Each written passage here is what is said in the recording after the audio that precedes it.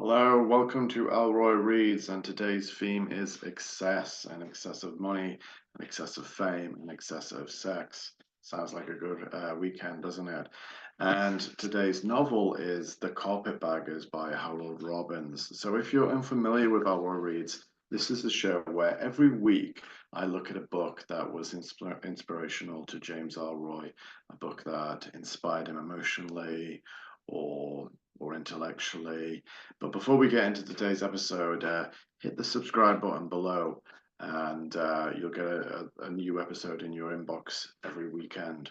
Okay, so as some background, Harold Robbins was born Harold Rubin in 1916 in New York. And there are a lot of myths surrounding his life because he was basically an excellent publicist. And many of these myths have been debunked by scholars over the years. But he served in the US Navy. He claimed that he was torpedoed in the 1930s, even though no US Navy ships were torpedoed in the 1930s. That's the kind of level of lies that he spun. Some of them were, easily debunked. But he did work for Universal Studios for 17 years in Hollywood, working his way up from a clerk to an executive. And it was his time in Hollywood that gave him most of the material that went into his most successful novels. So he started a career as a novelist in the mid to late 40s, and he started with reasonably good success, and he would build up his literary career to the point where he has sold 750 million copies of his novels. So The Carpetbaggers comes along in 1961, and this really was the peak of Harold Robbins's literary fame. It is perhaps his greatest novel, and it follows the adventures of Jonas Cord, who moves from New York to California and gets to work in the aviation industry and also Hollywood. So he essentially makes two fortunes. Now, two things before I go on. For non-American viewers, if you're unfamiliar with the term carpetbagger, it came after the post-Civil War, the post-US Civil War period, and was mostly a kind of derogatory term aimed at Northerners who moved down to the South in the Reconstruction period after the defeat of the South in the Civil War, and exploited the local populace for business or political reasons. So term carpetbagger is really a derogatory term, and it's interesting that Robbins would use it for his characters here. In a metaphoric sense, this is said in the early first half of the 20th century. And from my little synopsis earlier, you probably guessed that Jonas Cord is heavily modeled on Howard Hughes, and many of his adventures in the aviation industry and Hollywood are pretty identical to Howard Hughes. Although Harold Robbins, being Harold Robbins, actually said he was based on Bill Lear of Learjet fame, but that might just be Robbins being a contrarian. Okay, so many. This is basically a trashy, pulpy melodrama, a big door-stopping book that was particularly popular and best-selling in the mid 20th century. And the love of James McCord's life is Rena Marlowe, who is heavily based on Jean Harlow, who was one of the many actresses that Howard Hughes had under contract. Although whether he ever had a kind of romantic affair with her of any significance is debatable. I think most scholars look at Howard Hughes and think that he was quite skittish with regards to sex, and that he kept these women, famously, Jane Russell, Janet Leigh, under these very, very punitive movie contracts. But Russell and Leigh said that there was never an affair with him, that he was rather childlike. He wasn't really a man when it came to seduction. He just liked to be in their presence. He liked to be controlling. Whether with Jean Harlow it was any different, the historians can debate over them. But Rena Marlowe and Jonas McCord make a fairly hot couple, and there are graphic depictions of sex in the novel. It's pretty racy, hot sauce type of stuff. just about got past the American censor, although this novel was banned elsewhere. It was refusing an import license into Australia. And of course, this is back in the day when controversy was a pretty good publicity point. So if this was your dirty, sinful, guilty pleasure read, more's the better. A sale is a sale, and Robbins's lifestyle pretty much mirrored Jonas Cord, sorry, in the novel. Robbins was doing so well that he had homes in Beverly Hills, Acapulco, Paris. He had a fleet of cars at his height. He made millions, and he ultimately blew millions. In that, after the Carpetbaggers, after he reached his peak, his novels began to go out of fashion, and there were numerous films made, including of this one, a 1964 film. It's not bad, but it has Judge Papard in the leading role as Cord, and I think he's definitely dull, just as he was in Breakfast at Tiffany's. There was a prequel and a sequel to this novel, but what really brought Robbins down was an overdose through his drug usage, and he needed constant medical attention in his later years, and he died at his Palm Springs mansion, $1 million in debt.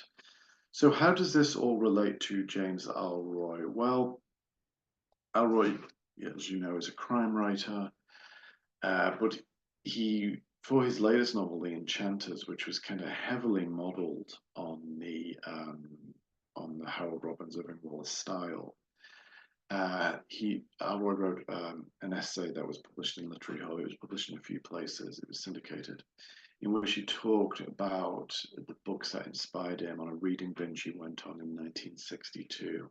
And he bought a copy of The Carpetbaggers. You can tell from this cover here, it's using the old sex cells technique. He bought a copy of The Carpetbaggers from Crown Liquor Store, from the book rack. The spinning book racks. You used to see them all the time in supermarkets and places like that. And he was absolutely enchanted by it.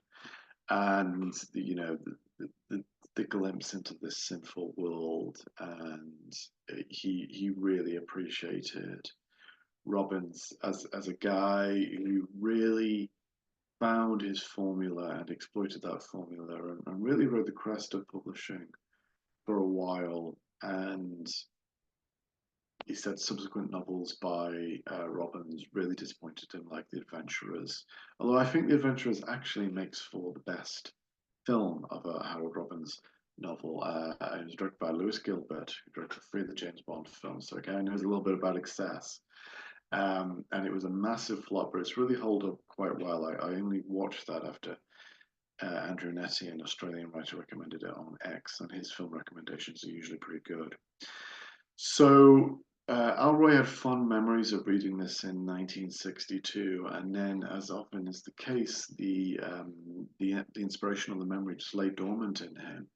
He pursued. Ellroy had his own personal problems with drug abuse to get through, and I think he did it the right way round. Get through your addictions, get through your vices, get clean, and then work as an artist. It's very difficult to do the rock and roll thing and do them both at the same time. And with Harold Robbins, it brought him down. And Ellroy, used many of his noir influences, Chandler Hammett, to write his LA Quartet.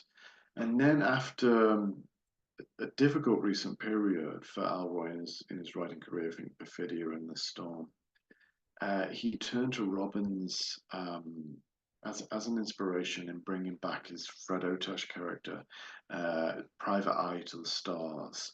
So Fred Otash could also be a typical Harold Robbins character, and he's on the edges, he's on the margins, but he has access to all of these famous people, all of these Hollywood stars, and he knows all of their secrets. So in a way, Otash is typical Robbins in that he's letting you into a secret world. I also think that, I've talked quite candidly about Ellroy and the potential declining quality or declining popularity that we've seen in recent years. Not everyone agrees with me on this. That's absolutely fine. You know, Ellroy fans are a passionate bunch, and they're all the better for it. Some people think he's absolutely at his best right now, and you know that's fine by me. But I do think that in the 1980s, in the LA Quartet, the characters like Kay Lake, as we met her then in Black Dahlia, Ellroy was very good at this kind of noir eroticism. And lately, with the Enchanters, he turned to a kind of pulpy melodrama style. And I much prefer that earlier style, but it might be a question of age, just as like we see rock and rollers on stage in the 70s, some can pull it off, some can't. Sometimes it looks embarrassing. Do we really want a Ellroy writer in the 70s writing about a kind of noir erotic style? That in itself could be a bit embarrassing. So the influence of Harold Robbins on Ellroy's fiction is huge, for better or worse. And I read this book a few years ago and I reread it for this post coming up. And Robbins knew his stuff. He was the master. You cannot put this down. It just gives you a great sense of reading pleasure. It hits those points again and again, and you breeze through it despite the length of it. And you don't see books like this anymore. When Robbins died, these books had completely gone out of fashion. Although um, female writers are still doing them, almost, Jackie Collins and before her, Jacqueline Suzanne. And you don't see men writing books like this anymore. And maybe that's because we've moved on and we've developed ideas about toxic masculinity and stuff like that. But these books, were really popular, and they're still fun. They're still an absolute blast. And why don't you get a copy of the Carpetbaggers today and go back to that time in the mid 20th century and read about Harold Hughes. Howard Hughes was actually my gateway into James Ellroy's novels because that's why this felt kind of like very sentimental and pleasurable to read for me because the first Ellroy I read was American Tabloid. And if you're an Ellroy fan, you will know the first scene of American Tabloid is, in fact, the first line was he always shot up by TV light. So Howard Hughes is doing drugs, and Pete Bondurant, his minder, his bagman, his bodyguard, is watching him with a mixture of pity and contempt, but also plotting his next move. And I was just hooked from that point on. So Howard Hughes is a character that Ellroy's done a lot of really interesting things with, grotesque things he's explored. Howard Hughes' obsession with Mormonism, despite not being a Mormon himself, um, and how he was surrounded by these these Mormon minders who were feeding him, pure Mormon blood, and his buyout of the Las Vegas casinos, where he's actually just a front for the mob, and his own sexual obsession with actresses. So James always done a lot of really interesting stuff with Howard Hughes, and that began in 1962 when he went into Crown Liquor Store and bought a copy of Harold Robbins' The Carpetbaggers. I'm very glad he got that inspiration. Okay, thank you very much for watching. Hit that subscribe button, as I mentioned earlier, and I'll see you next week for another episode of Ellroy Reads. Okay, bye bye.